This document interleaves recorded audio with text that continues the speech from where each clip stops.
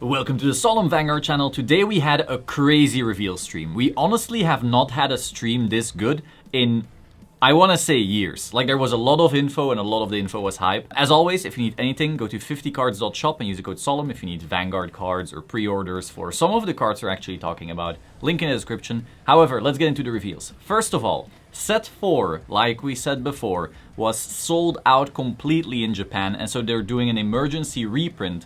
And in that emergency reprint, they're changing one of the Nirvanas, is it Nirvana or Virina? Whatever. One of the arts to another one. So this way, you know, they keep these print runs kind of different. Maybe that adds extra collectible value, I guess, to the second one or maybe to the first one. We'll see how many are out there. But this seems to be a Japan-specific thing, so I don't know what they're gonna do with this new art for English. Are we getting all three? Are we getting only the first, or are we only getting the second? I don't know. Beyond that, we also got clan collection reveals. We got Ezel stuff, and I've been looking forward to this because I've played Ezel competitively in the past for an entire season. And so seeing if this would be good again would be interesting, though I would have to rebuy the deck. So first of all, we have Grand Ezel Scissors. Act on V once per turn. Cost, put a grade 3 card with Ezel in its card name from your hand into your soul. Choose all of the grade 3 cards with Ezel in their card names, not named Scissors, obviously, in your soul, and this unit gets all of their abilities until end of turn. So this is basically like a Gastee for Ezel. That's a really strong skill, but of course, a lot of those skills are CB reliant, like Ravenheart is a CB, Platna is a CB, so that's already 2 CB you need to play if you want to have like the full effect. Obviously, they have Din Drain, and Wonder Ezel can call out the Din Drain, so you get your CC back. It's not the end of the world, but you gotta be mindful of it regardless. You can also have the Blonde skill, I guess, so that's like even more calls, so you can have some really crazy multi-attacks that way. And then act on V once per turn if your opponent's Vanguard is grade 3 or greater and your soul has 2 or more grade 3 cards. CB1, again a CB. This unit gets drive +1 and your opponent cannot activate Vanguard auto abilities. Unlock all of your locked cards. So there's a lot of little things you need to like be aware of in this skill. First of all, it's again a CB, so your full power turn is 3 CB.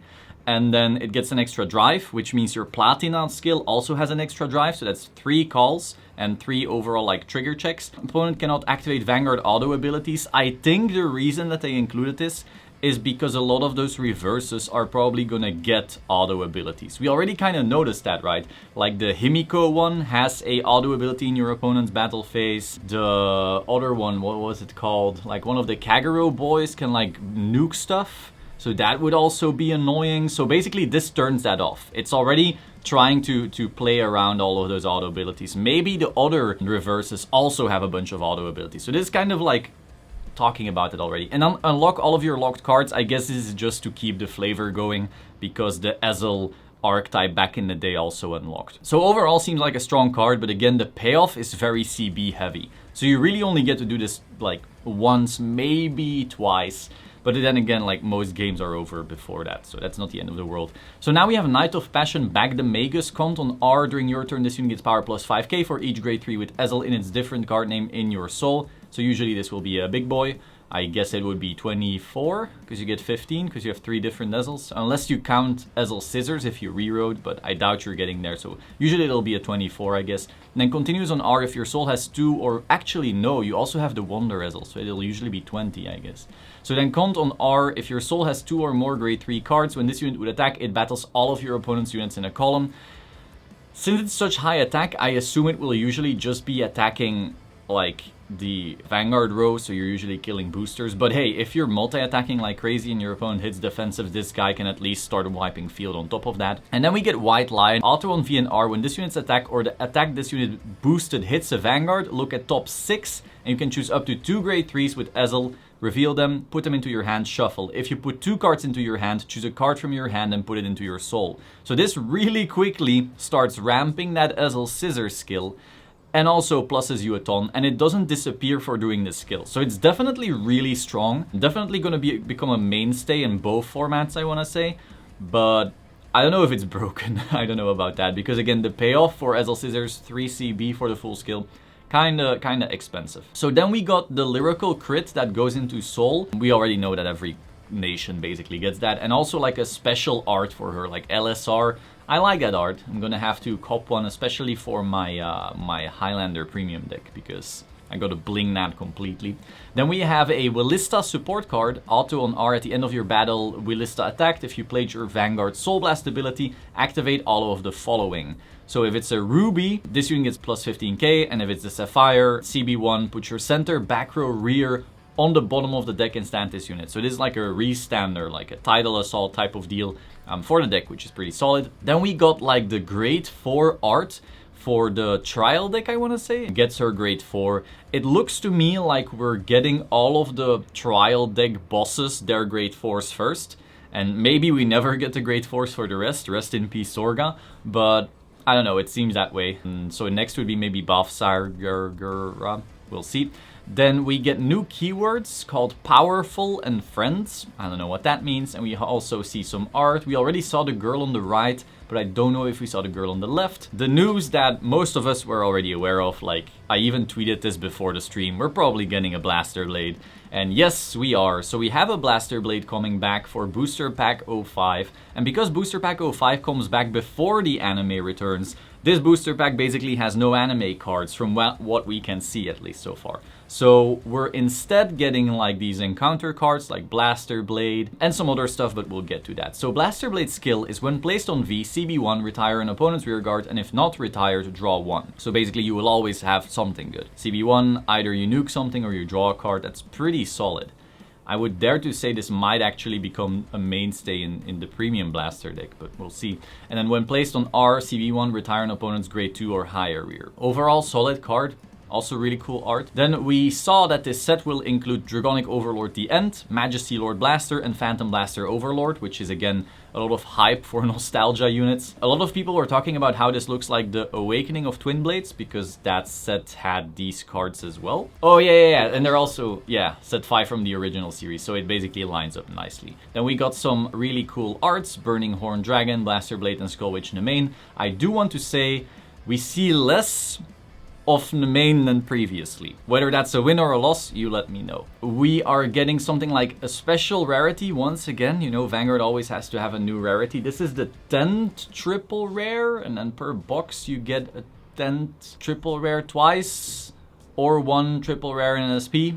I don't know what all of that means. I guess it's just like the fancy full art-ish with then like the 10 on there. It's fine. I don't really have anything with it. We also found out that this set will include Cray Stories characters. So basically like the lore side of things, we're now starting to get those cards. I guess this is to kind of bridge the gap between the anime seasons, because we won't have one until summer. So now they're like, oh yeah, we also spoke about these characters before, enjoy these. What I'm hoping for is that they're generic enough so that you can splash them into the decks we already have, because I don't want to be like forced into playing just set 5 pure decks or something along those lines. But I think it'll be fine, especially because we also get dual nation cards in here. Yeah, this one right here, it works for both the Dragon Empire and Stoicheia, which is very sad to me because this means I will be forced to play Dragon Empire cards from now on. But regardless, I'm a big fan of dual nations. Compare it again to kind of like a Magic the Gathering type thing. It allows you to go further in deck building. And that's what it's all about to me. At the start, these will probably be very basic and generic, not trying to go too far. But as that evolves, you will be able to do much more interesting stuff, as well as in premium. For example, this card, does it go into 8 different clans? Imagine the little interactions you end up getting. So that's really exciting to me. I'm a big fan of that. Especially when it's a card that works for like multiple decks of mine. Like imagine if I get like a Stoicheia Dark States card and I can start ramming it in a bunch of decks. That would be really cool. Then we have Ride Lines for Cray Stories. So again, not the biggest fan of that because, well, it's even more right lines. So we get like the Keter one, the Stoicheia one, and the Brandgate one, and then 2 are still secret. We'll see how good these are. Then we have some more art for the set with like the ratios of the special rarities. 45 SPs, that's gonna be wild. Gonna be out on April 1st. Then there's this special gift box that if you're into that, I'll put everything up here, but kind of whatever to me. And then we have sleeves of the old boxes. This I really like. Like if you're a simp for the first few boxes, that's cool. You know, I definitely want those Ren sleeves.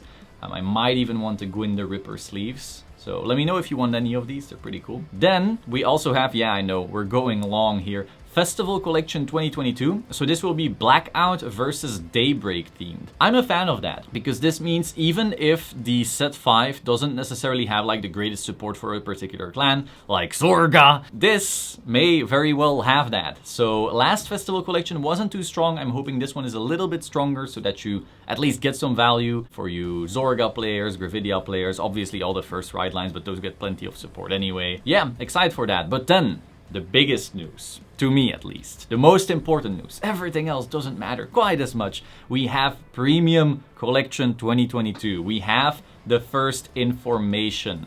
So we have 48 new cards and 48 reprints. I assume the commons are the reprints. And so I assume it's such a large number of reprints primarily because Japan didn't get a revival collection. So I do imagine that some of these reprints are ones we already saw in revival selection. That's not the end of the world, but at least that's what I'm assuming. Especially like maybe a stronger stride from back in the day, like maybe an Obadiah or something. We don't know. Again, I'm just speculating, but I assume this is the way to get Japan up to speed with some of the reprints they're missing, whilst also maybe reprinting important stuff. Again, some Premium Collection 2019 strides are starting to creep up, and so maybe they reprint something like that. Now, the most important thing is, it apparently also said that there's G-Guards. So like it's possible that the triple rares are the strides and that the double rares would be the G-Guards, which is a whole Pandora's box. We'll see how that works out. I'm very excited. In terms of art, we see something that looks like a Vermilion. Then we see something that looks like a Shadow Paladin Blaster type deal. Like maybe it's a Blaster Dark Prince blah blah blah, I don't know. And then we see something that looks a lot like Neo Nectar. So pretty excited for that. Again, I hope we also get creator reveals. I want to reveal Grand Blue. Bushi, if you're watching, I will not be mean in this particular video. Yeah, big hype. I'm big hype for Premium Collection. Let me know if there's specific stuff in here that you're most hyped about. Be sure to like, comment, subscribe, and I will see you soon. Ciao.